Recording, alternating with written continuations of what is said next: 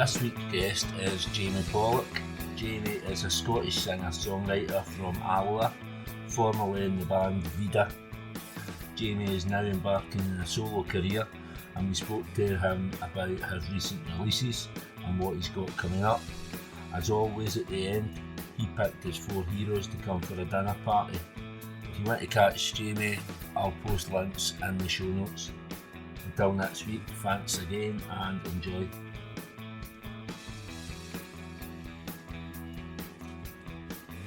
Thank you for coming on the podcast. Just if you want to tell us just a wee bit going back, like how you grew up and how you got into music and things like that, where you came from. So I'm from Alloa, and my dad was in a band when I was younger, so he kind of got me into music. Really, got to always give him credit for that. So I've always been like a big fan of like bands and stuff like that, all the way through my childhood and teenage years and stuff like that. Obviously, like when The View and that came in, and The Libertines and Arctic Monkeys, The Strokes and all that kind of stuff. That was the kind of first bands that I listened to. That's before I even picked up a guitar. You know what I mean? Like that's like just when I was 13, 14. Yeah. It wasn't until I left school actually that I started playing the guitar. Like my dad got me an acoustic guitar for my 18th birthday. Mm-hmm. And that was when so it was kind of like a late starter. Majority of folk you talk to kind of been playing for like when they were like really young teenager kind of thing, you know what I mean? But I just kind of started when I was 18. And then I got into a band. I started a band with a boy that I was pals with at school. Kind of went for there. The band was called Vida. We had quite a lot of good stuff. But one of the kind of biggest unsigned bands in Scotland. Yeah. We were going about for about 6 or 7 years. Did a lot of touring, played gigs in Europe and all that kind of stuff. Headlined festival stages like Isle of Wight and all that kind of stuff. Done some massive things. And unfortunately, the band broke up in 2019, end of 2019. So because I was singer and the songwriter, I thought, well, I'm not going to stop, you know what I mean? Yeah. I didn't want the band to break up, so I just thought I might as well keep going myself. So I kept the singing songwriting going. Played a few gigs, then obviously the pandemic came, and only played like 3 or 4 gigs, mate. But it's been good. It's been all right because I got signed by a decent label, Modern Sky. So they were fans of the band before, so they just as soon as they heard I was going solo, they just got in touch and said, send over your demos and what you've got, because we were a fan of what you were doing before. Yeah. So fired them some demos and that was it, mate. They got in touch, signed a deal. So that's pretty good, and it's been really, really good so far, you know. Right. Aye, so my mate had been bigging these up, but the time I got into these, you were away. When was it, like the summer of last year, your first song came out? So I released my first solo single independently in January last year. Was it? Then I released a reworked Vida song, which was my song, which was 100% my own song anyway. It was kind of personal to me, so I thought I'd better release it myself as well. Just stripped back acoustic. Did that in February, and then I went on tour. I played headline gigs in London and Manchester, and I was supposed to be headlining King Tut's as well in Glasgow. But that was when that's when the first lockdown was announced. 2 days before that gig. So it was just brutal, man. It was like, because there was a good bit of momentum getting built at that point, because I went away and played the gigs in London and Manchester, and they were amazing. Me and my mate Doyle went down and had a great time. Gigs were class, good atmosphere and that. And then you start thinking, like, this is picking back up again. Especially with the band breaking up quite recently to that. You think that this is starting to kind of pick back up again, getting a bit of a buzz again.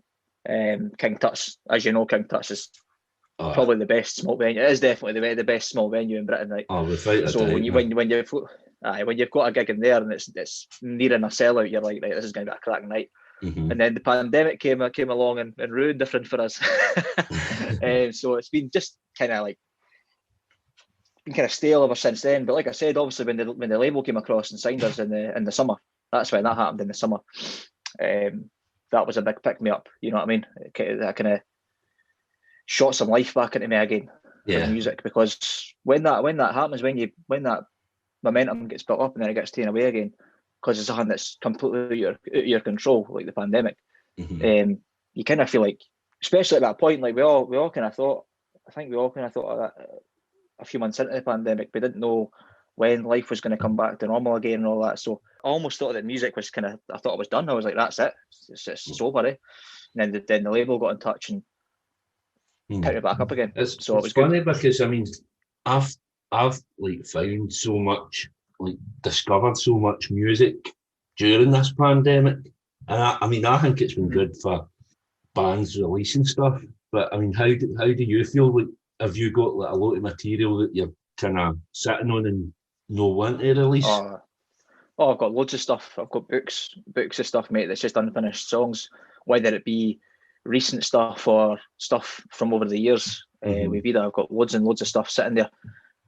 You know, unfinished stuff. I've got some finished tunes as well, which sometimes I'll skip through the books when I've got some time to look at them and go, shit, like I remember that song, that's a cracking wee tune, and then I'll just rework it again, and then that could be a next single or something, you know what I mean?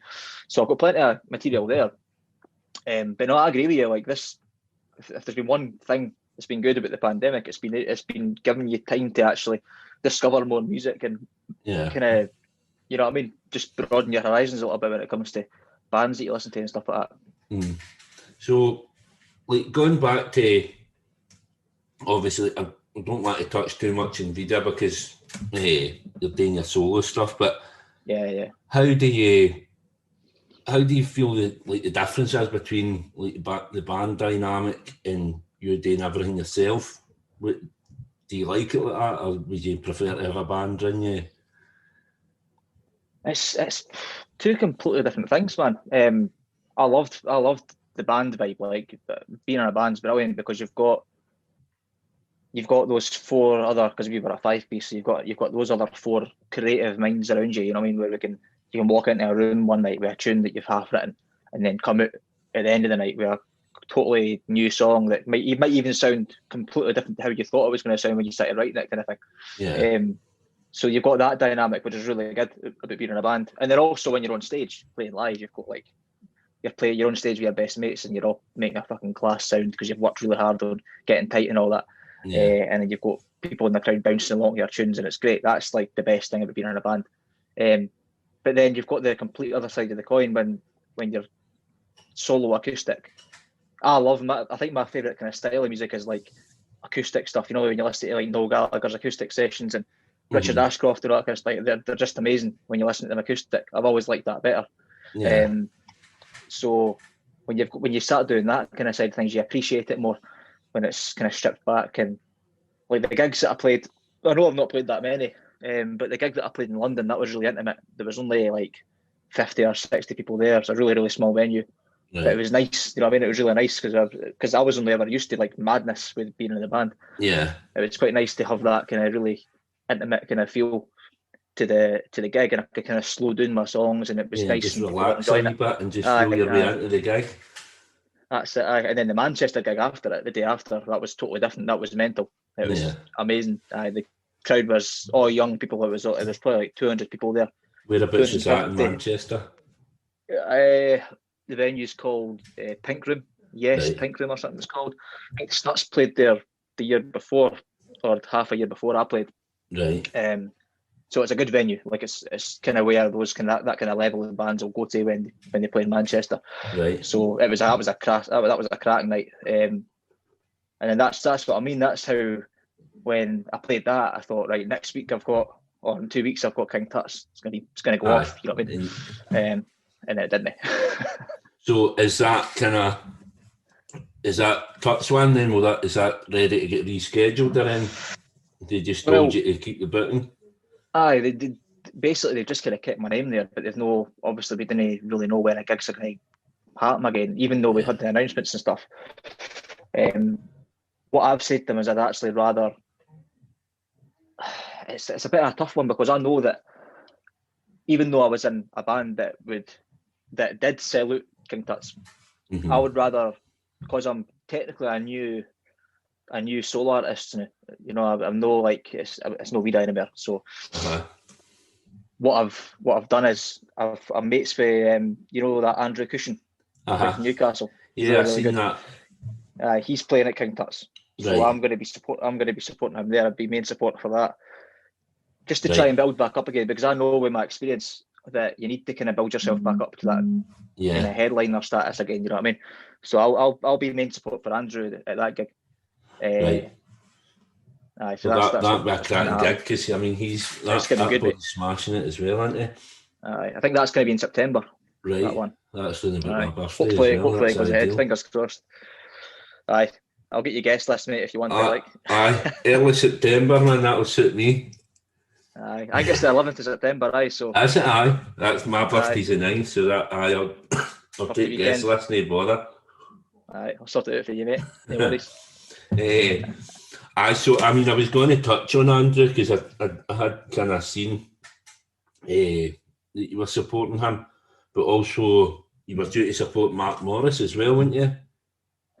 Aye. It's funny that you just actually just asked that there, mate. I've just had an email for the guy that's putting that gig on. He's putting the gigs on, and they're being moved to December. Right. So that's literally just happened now. I've just literally answered the email before I joined the call. So that's going to be Edinburgh and Aberdeen, but they're going to be moved to December now. So I think it's going to be the 2nd and 3rd of December. Aye, but that'll be good, man. Yeah. Blue Tones are class, underrated. Yeah, I've never seen Mark Morris live, but like my pals, they go down to that Shine Festival. They go down there every year. I think Mark Morris plays that. What does he do? Does he do his own stuff plus like Blue Tone songs or what? Aye, that's what he does. Aye, so that. So it'll be interesting. I'm the same. I've never heard him play live acoustic himself either. So that'll be good. I actually had a gig booked in with the Blue Tones as well, like the actual full band. They were meant to be playing in Scunthorpe, of all places, and they wanted me to go down and support them. That was meant to be in April, but obviously that's getting something's happening with that. I don't know when it's getting moved to, like, you know. Yeah. But just have to wait and see. Yeah. This is how see once everything does get back up and running, there's going to be that many gigs. You're going to. Mate, it's going to be madness. You're going to need to pick and choose all your gigs. It's going to be chaos, mate, when it comes back. I could be going to like 3 or 4 gigs a week or whatever, man. It's going to be chaos when it all comes back, mate. It is. So, obviously, you had a single that was that 2 weeks ago. Your new single, "And Away from the Life," wasn't it? Yeah. Aye, the kind of experimental one. Aye, because the first 2 songs have been quite kind of summery, jangly type, and then this one's a bit more kind of Beatlesy. So, totally. Is that an influence, the Beatles? Huge, mate. Yeah. Massive. That was probably the first band. Saying that really... you get a John Lennon picture in you can see him right there. That is. Massive influence, man. I sound pure common saying it, but it's a fact, isn't it? The Beatles were that kind of band. Like for me, when you know how I said my dad got me an acoustic guitar for my 18th birthday, along with the acoustic guitar, he gave me you get these little black books. They're actually called little black books, and you get them in Guitar, the shop in Glasgow and Edinburgh. You get these little black books. It's just like a chord book, like a song book for certain bands, and he gave me one that was a Beatles one. So I kind of when I got the guitar, I sat down and learned how to play their songs, and while doing that was me kind of subconsciously learning how to write a song, because I was learning how to go from a verse to a chorus kind of thing. You know what I mean? So that's how it started for me, really. So then I just went straight into them, and I started looking at other stuff, getting into other songs, watching other wee mad psychedelic movies and all that kind of stuff. You know what I mean? And I was obsessed with them when I was younger, like absolutely obsessed. Yeah, huge fan. Well, that's the thing as well. They kind of getting into the Beatles, it kind of leads you into so much more. With me, kind of, I'll listen to all the other 60s bands through the Beatles, like the Kinks and the Stones and all that.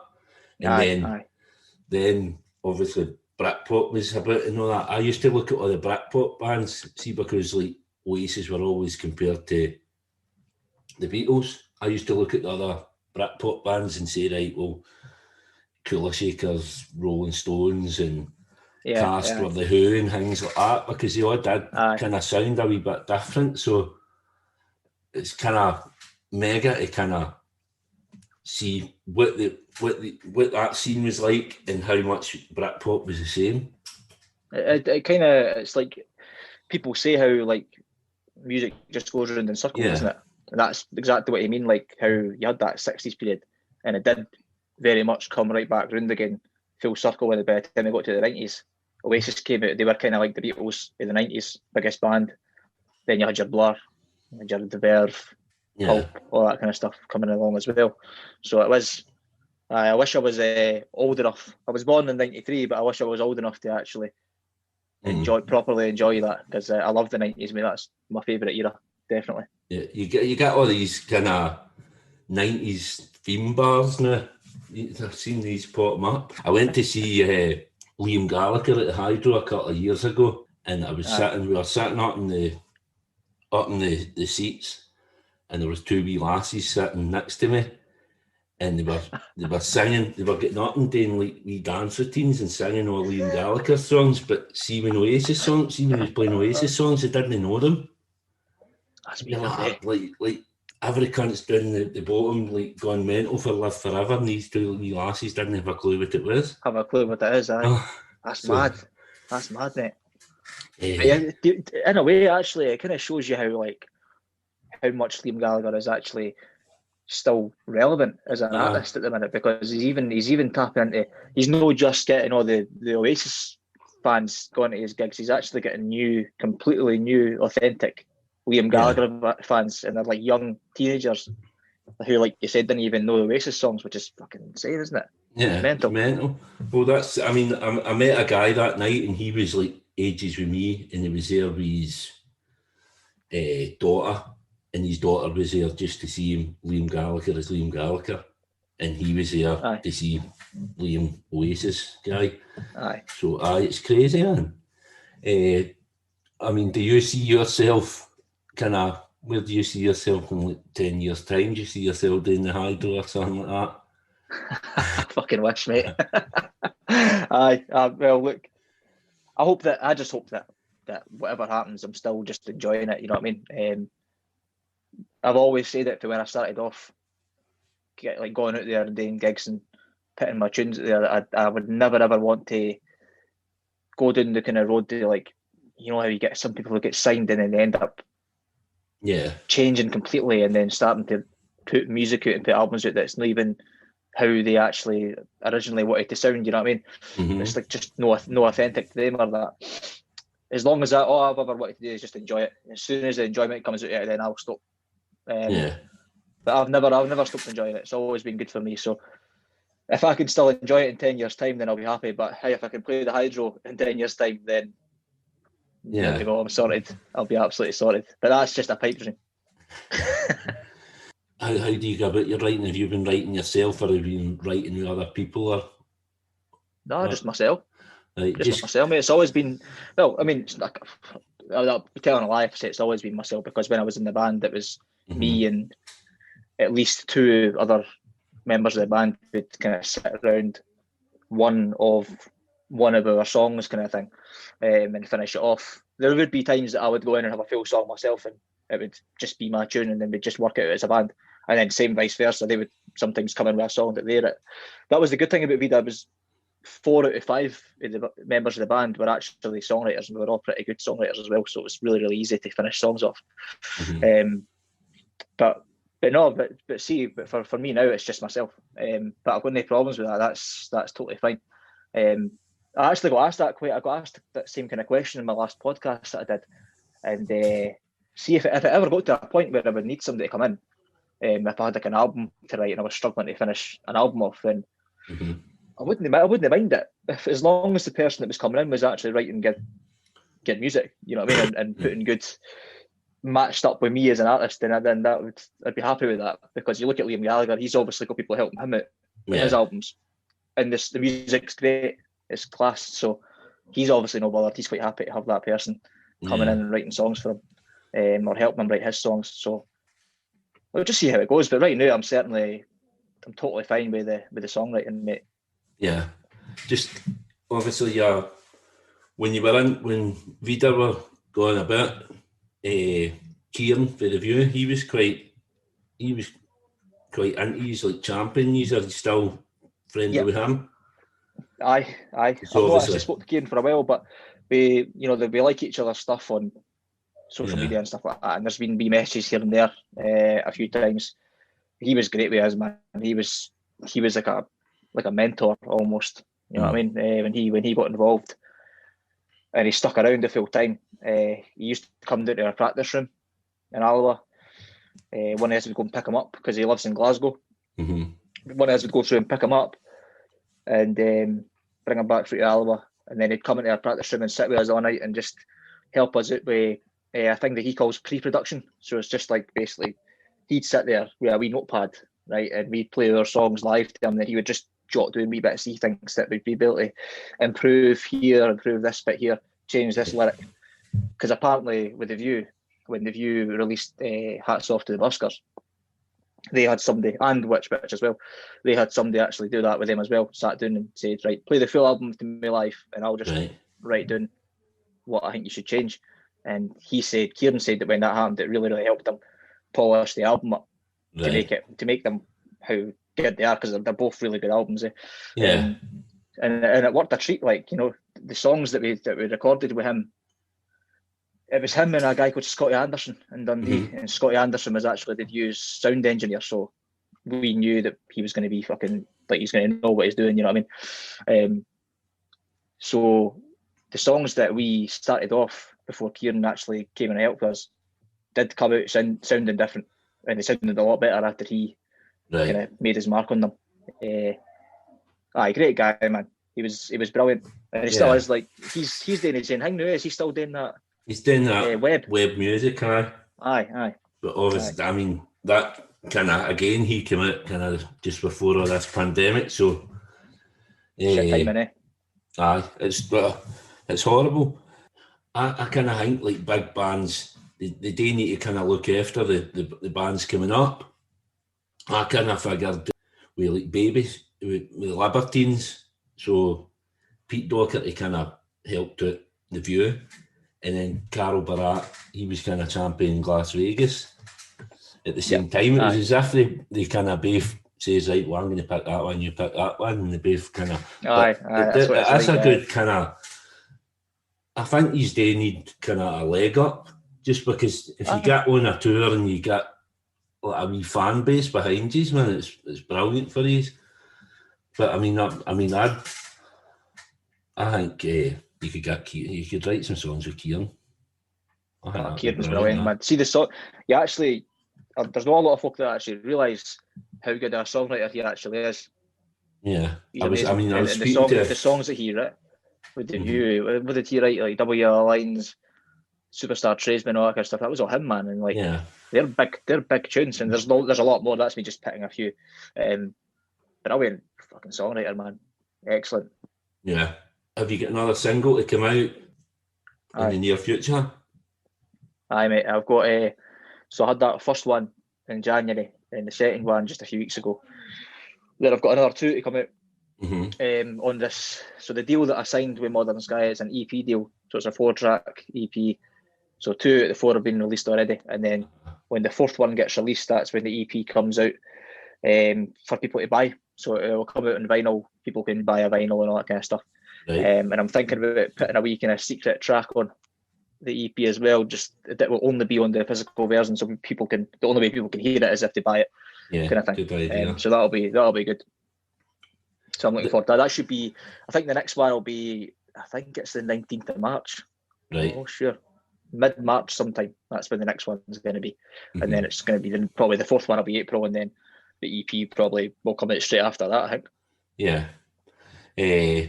Because, the first one, see the first song? I thought that sounds quite like Echo and the Bunnymen type. Starts off, it sounds a wee bit like Nothing Lasts Forever. Aye. No, that's no me taking the piss at you, like fucking... I know bands hate it and they want to sound themselves and all that, but no, it's a nice wee sound, man. No, listen, I wear my influences proudly on my sleeve, mate. I'm no bothered about being compared to other people. Like, I'll happily tell you right now that song that I just released was massively influenced by the Beatles and Who Feels Love by Oasis. You know that song, Who Feels Love? That, when I heard that, the first time I heard that song, I went, I need to write a song like that. And that's when I wrote that song that I just released. Actually, I wrote that song like 7 years ago. Yeah. So it's just been a kind of acoustic song for ages. And we never got around to actually making it into a band song with Vida. We used to jam it quite a lot, but we never really got into actually finishing it off. And then obviously when I became a solo, I thought, here's the perfect opportunity to get into the studio and finish it off. So that's what I did. Well, that's it. I mean, because the two songs for the EP, they both sound kind of different. So obviously another two to come for it. What do you reckon they sound like? Are they similar to the first one, or again, the next is it one that's another coming different? Out, the next one that's coming out sounds kind of like, I would say it sounds kind of like the first song that I released, not on the EP, but the first one that I released last year, the one that's called These Times. I don't know if you've heard it yet. The one that my next single coming out sounds, no, it's actually a Vida song. Even though again it was one of those ones. I thought These Times was the Vida one. No, it was when the Sun. That was the Vida song. Oh right. Aye. These Times, that was just totally my own song, but it was one of those ones that we jammed with the band, but I could never finish it off. I couldn't find a chorus, so when I became solo, I finished that one off as well. Finished writing it, released it as the first song. But then the next upcoming song kind of got the same kind of vibe as that one, and then after that there's a upbeat kind of just me and acoustic song after that to finish it off. So I mean, you could probably say that the 4 songs in the EP all do sound slightly different, really. Especially that one that I just released. That's like totally different, but there's a different element to each song, which is a good thing, I think. Yeah, well, I mean, I've been mega impressed by the time I got to hear these, like Vida was away. So anyway, the podcast is called Time for Heroes.